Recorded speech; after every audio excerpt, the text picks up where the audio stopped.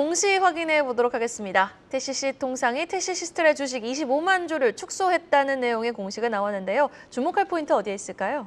그 TCC 스틸이 뭐 많은 분들이 아시지만 2차 전지 수혜주이고, 근데 이제 그 특이한 점이라 해야 1분기에 적자를 기록했는데 1분기 적자 기록은 이제 작년에 흰남노, 지금 우리가 벌써 이제 6월로 접어들고 있으니까 작년만 해도 가물가물한데, 흰남노 태풍이 이제 덮치면서 포항에 포스코가 엄청난 피해를 봤지만 TCC 스틸 역시 이제 주력 공장이 포항에 있습니다. 그래가지고 이제 공장이 뭐 침수되면서 그래서 1분기가 적자로 전환됐습니다. 이 때문에 이제 큰 뉴스가 됐고 그 손실이 있었는데, 이번에 그 TCC 통상을 비롯한 많은 대주주들이 TCC 통상뿐만 아니라 TCC 로지스, 뭐 최상철, 손봉락 같은 일단의 대주들이 모두 주식을 일부 팔았습니다. 근데 이제 파는 이유는 아까 말씀 1분기에는 적자를 기록했지만 올해 전체로 이제 YTD를 보면은 그 수익률이 300% 넘죠. 그 이유는 이제 2차 전지 때문인데, 그러다 보니까 이런 대주주들이 야, 이제는 좀 차익 실현할 필요가 있겠다라고 판단한 것 같습니다. 그러니까 한 곳만 차익 실현한 것이 아니고 일제히 주식을 팔았기 때문에 그렇게 이제 해석이 되고요. 그 TCC 통상은 이제 다른 대주도 일부 장내에서 매도를 했지만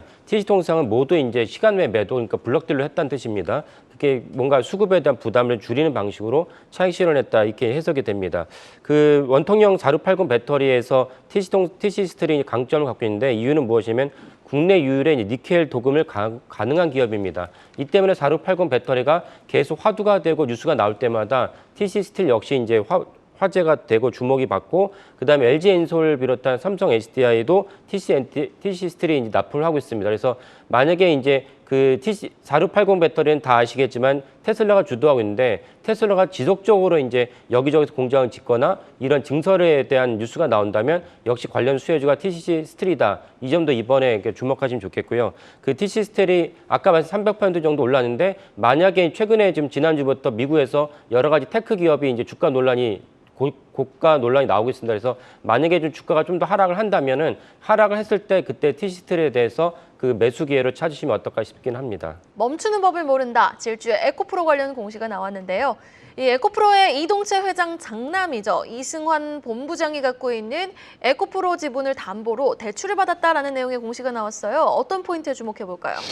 예, 지분 담보로 대출 받을 때 주목하셔야 될 부분은 이제 담보 비율을 보시면 좋을 것 같고요. 그 다음에 일단은 이제 대출을 받았을 때 뭐 에코프로도 이제 이번에 이제 대기업으로 이제 지정이 되긴 했습니다만, 다른 재벌들 같은 경우도 이제 허다하게 이제 담보 대출을 받습니다.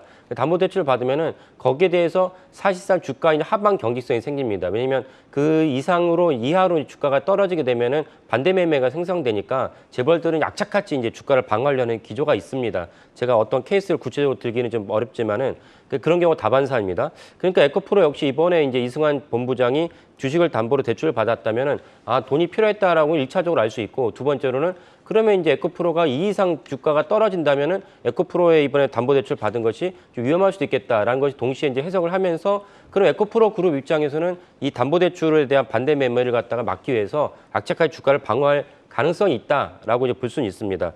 이번에 보시면 이제 그 이승환 본부장의 담보 비율을 보면은 특별히 11,000주를 한국증권금융에서 받았는데 담보 비율이 110%밖에 되지 않습니다. 그러면 실질적으로 이제 10% 이상으로 주가가 떨어지면은 반대 매매가 나올 수가 있고, 물론 이제 이승환 본부장이 다른 식으로 그 현금을 갖다 확보를 해서 담보 유지비를 지속하면 상관없습니다. 하지만 어쨌든 10% 담보 유지 비율은 되게 이제 이례적인 상황이기 때문에 아마도 이승환 본부장 입장에서는 10% 이상 하락할 가능성이 적다고 판단한 것 같습니다. 이 점을 이제 활용하시면 좋을 것 같고요. 에코프로에 대한 그 최근에 있었던 일을 한번 짚어보면은, 하나증권이 4월 12일 날 이제 부정적 리포트를 냈고, 유진투자증권이 5월 3일 날, 골드만삭스가 6월 10일 날 각각 매도 리포트를 냈습니다. 냈지만 지금 차트가 나오고 있지만 주가는 그렇지 않죠. 가장 저점이었던 그 4월 12일 기준으로 보면은 지금 현재 주가 상승률은 무려 30%가 넘습니다.